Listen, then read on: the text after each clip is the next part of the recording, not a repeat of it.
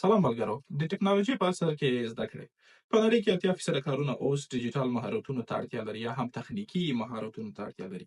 په دغه ویډیو کې داسې کورسونه در سره شریکوم چې تاسو سره مرسته وکړي چې تاسو د نړۍ سره یو ځای قدم په قدم مخکې ولاړ شئ. لومړی د کورسیرا، یوډیمي او خان اکاډمي. دا پلیټفارمونه د نړۍ تر ټولو غوره استادان راولي ستاسو موبایل ته یا هم کمپیوټر ته. له دې پلیټفارمونو تاسو کولی شئ چې ډیره ګټه ترلاسه کړئ. په دې کې هر رقم کورسونه تاسو پیدا کولی شئ، لکه د ای آی کورسونه، د پروجیکټ منیجمنت، د ډیټا انالیټکس. هر رقم کورس چې وغواړئ په دې کې پیدا کیږي. حتی د ریاضیاتو او د فزیک کورسونه هم پیدا کیږي په دې کې. دویم د ای آی کارول. چټ جی پی ټي یې ډیر ښه موثقه منبع ده چې تاسو کولی شئ کار ترې واخلئ. ګرامرلی د لیکلو لپاره د نوشن ای آی یو بله وسیله ده چې تاسو کولی شئ د هغه څخه کار واخلئ.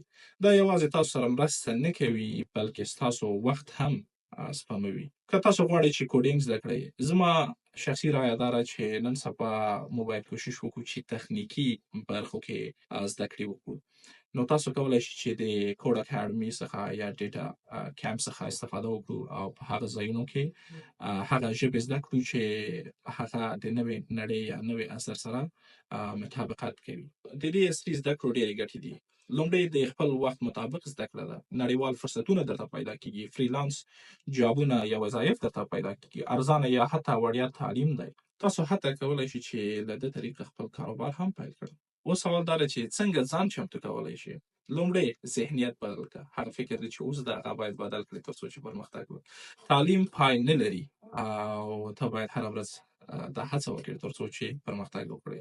هره ورځ لږ وخت زده کړې ته ورکړه. یو هدف وټاکه. مثلا دا میاشت زه غواړم پایتون یا هم سیکول او یا هم داسې نوره کمپیوټري ژبې دي چې د هغه سره ځان کولی شم چې بلد کړم. بل نن سبا ای آی ډېر په سرعت سره په چټکۍ سره پر مخ روان دی. همدا اوس کوشش وکړئ چې د ای آی سره څومره ځان کولی شئ بلد کړئ، دا به تاسو ته ډېره ښایي. ځکه نن سبا ای آی ډېر کارېږي په هر ځای کې، که وظایف دي، که مسلکي ژوند ده او که د محصلي ژوند یا د شاګردي ژوند ده. نو ای آی زده کړئ او تخنیکي برخې زده کړئ که غواړئ چې د غربي نړۍ سره یا د عصري نړۍ سره یو ځای مخکې ولاړ شئ. مننه.